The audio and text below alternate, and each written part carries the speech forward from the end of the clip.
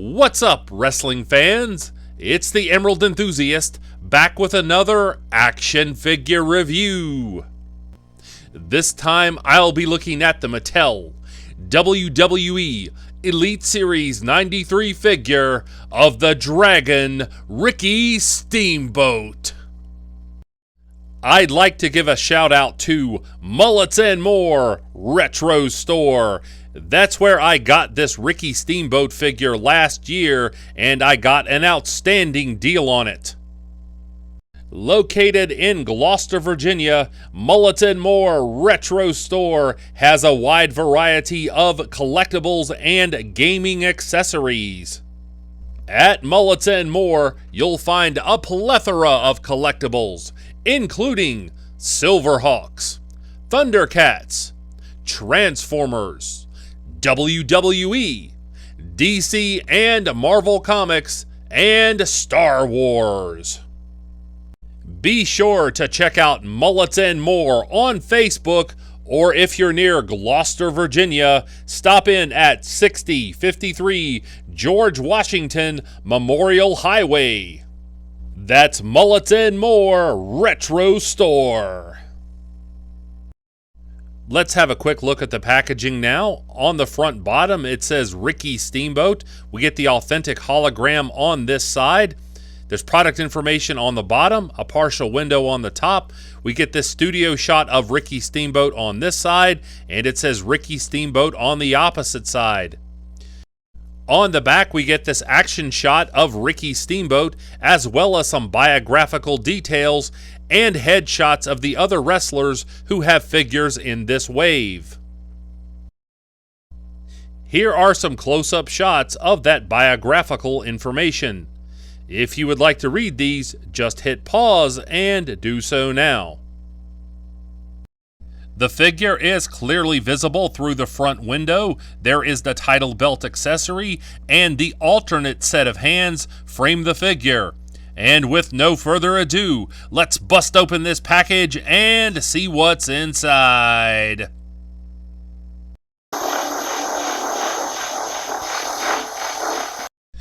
Let's have a look at accessories now. And here we see the alternate hands. And of course, these are gripping hands. They are sculpted quite well. And the pegs are on hinges. This will give you posing options. And we also get the World Television title. And this metallic gold paint is really eye-catching. Here's a look at the back of the accessory. I increased the light to show you just how intricate the sculpting is on this title, as well as the paint applications. This is really excellent work by Mattel. And here we see the Dragon Ricky Steamboat, free of the package and ready to rumble.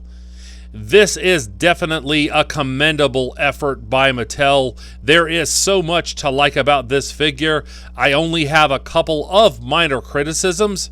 So let's take a closer look at the loose details now. Let's have a look at the lower body now. And you can see here just how detailed these tights are. The deco on these is very intricate. The paint work is just outstanding. And even so, we can see these wrinkles sculpted into the boots. You see the two dragon designs that face one another on the quadriceps.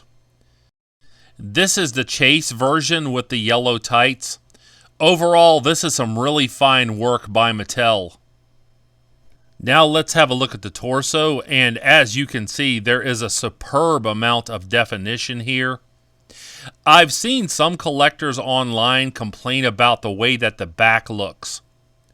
I can only see that issue when the arms are positioned above the head. It gives the lats a little bit of an odd shape, but that's not noticeable enough to be a serious flaw.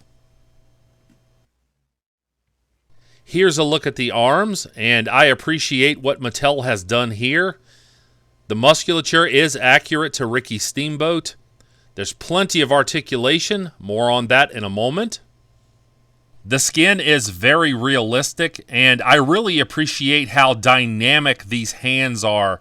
They're part of what make this figure so eye-catching. Now let's look at the head sculpt, and if you're wondering if the headband comes off, the answer is yes. There are a couple of aspects of this head sculpt that bother me.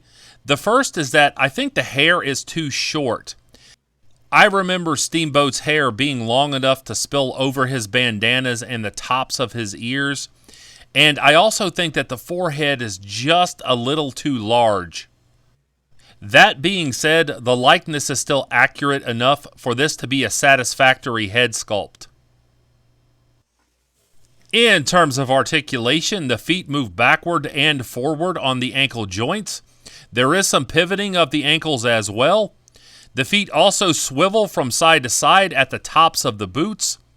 The figure has double jointed knees, and this will allow you to get the figure into a deep running pose. The legs each have a quadricep swivel, and although I appreciate these, when you use this function, it means that the designs on the tights no longer line up. The figure can kick forward this far, so I appreciate that. Unfortunately, he does not step back. The hip area blocks that. You can move the legs out from the body this much. That's better than a lot of other Elite figures that I have seen. There's rotation at the waist. The figure can rock back that much and crunch forward that much. There's rotation at the wrists, and the hands move backward and forward on the peg hinges. There's also double jointed elbows, and this will allow you to do a good elbow dropping pose. Each arm has a bicep swivel, as you can see here. On this figure, I have one shoulder that's tighter than the other, but I can still get the arms to do a 360 at the shoulder joints. This is the arm that's a little tighter than it should be, so I may work with that later on to try to loosen that joint up a little. However, you should be able to raise the arms up to shoulder level, as you see demonstrated here. In terms of the neck joint, the figure's head can move side to side. Although the movement is not quite as fluid as I wish it were, the figure can look up that much and down that much, and there is a moderate amount of head tilting.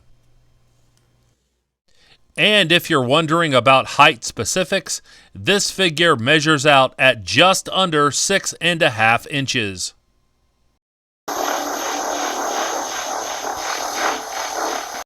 Like and subscribe if you enjoyed this review, and please tell all of your friends about this channel. I would certainly appreciate it.